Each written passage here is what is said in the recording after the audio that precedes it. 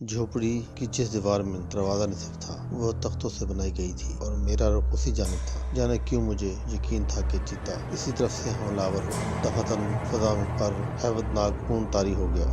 گدڑوں کے چلانے کی آوازیں بھی اب کہیں دور دور سے سنائی دے رہی تھی۔ میں اپنی جگہ پتھر کے بت کی طرح کھڑا تھا کہ اچانک درندے نے جھوپڑی کے دروازے کو زور سے ٹکر ماری اور پوری جھوپڑی لرز گئی۔ دہشت سے میرا بدن پتھر ہو گیا۔ پرسکون آواز کے ساتھ دونوں پٹ کھل گئے اور چیتا میرے عین سامنے آن کودا۔ میں نے زندگی میں بیسیوں درندے شکار کیے ہیں، مگر میں دعوے سے کہہ سکتا تھا کہ اس سے زیادہ عجیب و غریب درندہ میں نے آج تک اپنی زندگی میں دوبارہ نہ دیکھا۔ وہ تھا تو قد آور نر چیتا، لیکن اس کا رنگ ڈھنگ ہی نرالا تھا۔ منکشف کمر بند، کلائی بند اور سر پر چمڑے کی جڑاؤ ٹوپی۔ سچ پوچھو تو وہ اس قدر خوبصورت حیوان کی شکل میں میرے سامنے کھڑا تھا کہ وہ ہزار کوشش کے باوجود میں رائفل سیدھی کر کے اس پر گولی نہ چلا سکا۔ اگلے ہی لمحے میری پلکیں جھپکیں اور چیتا وہاں سے غائب ہو گیا۔ میں نے فوراً باہر نکل کر ادھر ادھر دیکھا، مگر چیتے کا کہیں نام و نشان نہ تھا۔ یہ میری خوش قسمتی تھی کہ اس وقت میں زندہ سلامت اپنی جگہ پر کھڑا تھا، ورنہ میری بے خودی سے فائدہ اٹھا کر وہ درندہ پل بھر میں میری ٹکا بوٹی کر سکتا تھا۔ مجھ سے قبل آنے والے بدقسمت شکاریوں کے ساتھ شاید ملتا جلتا حادثہ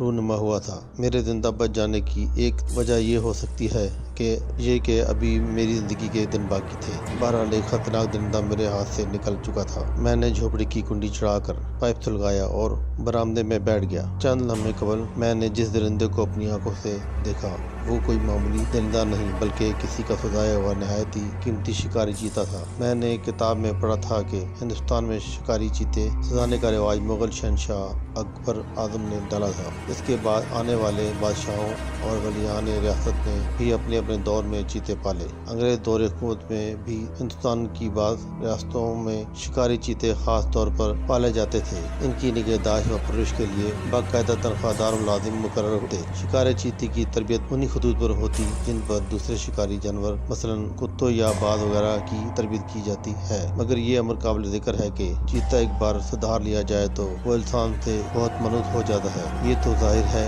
اس سے بہتر اور تیز رفتار شکاری جانور شاید ہی کوئی دوسرا ہو۔ راجے مہاراجوں کے ہاں پالے جانے والے شکاری چیتوں کا مقصد بھی خالصتاً شکار کھیلنا ہی ہوتا تھا۔ جب کبھی ولی ریاست یا کوئی اہم سرکاری ملازم اس مخصوص شکاری مہم کا لطف اٹھانا چاہتا تو شکاری چیتوں کو بما ان کے رکھوالوں کے طلب کر لیا جاتا۔ ان چیتوں سے عام طور پر ہرن اور تیز رفتار چیتل کے علاوہ کبھی کبھی خرگوش کا شکار بھی کھیلا جاتا۔ محافظ چیتوں کو ان کے مخصوص لکڑی کے پنجوں سمیت بیل گاڑی پر لاد کر میدان میں لے آتے۔ شکار نظر آتا تو چیتے کی آنکھوں سے پٹی کھول کر اسے دکھایا جاتا۔ چیتا چپکے سے گاڑی سے اترتا اور جھاڑیوں میں چھپتا چھپاتا اپنے شکار کے سر پر پہنچ جاتا۔ یہ طریقہ عام طور پر ہرنوں اور بارسنگوں کے شکار کے لیے مخصوص تھا۔ شکار دیر ہونے کے کچھ دیر بعد تیز رفتار گھوڑوں پر سوار نگران بھی وہاں پہنچ جاتے اور چیتے کو بلا پھسلا کر ہرن سے لے لیا جاتا۔ ہرن کو ذبح کر کے اس کی ایک ران چیتے کو بطور انعام پیش کی جاتی۔ برصغیر میں شکاری چیتے پالنے اور ان کے ذریعے شکار کھیلنے کا رواج تو خیر عام تھا۔ بعد میں وہ انگلستان میں پہنچ گیا۔ سرنگا پٹ کی فتح کے بعد مارکوس لیزلی نے ٹیپو سلطان شہید کے 3 شکاری چیتے شاہ جارج ہوم کی خدمت میں روانہ کیے۔ ان چیتوں کے ساتھ ان کے خدمتگار اور بیل گاڑیوں کے علاوہ تربیت یافتہ بیل اور عربی نسل گھوڑے بھی تھے، مگر شاہ جارج ہوم نے ان چیتوں کا فن دیکھنے کی کبھی کوشش نہ کی اور انہیں اپنی باقی زندگی شاہی چڑیا گھر میں گزارنی پڑی۔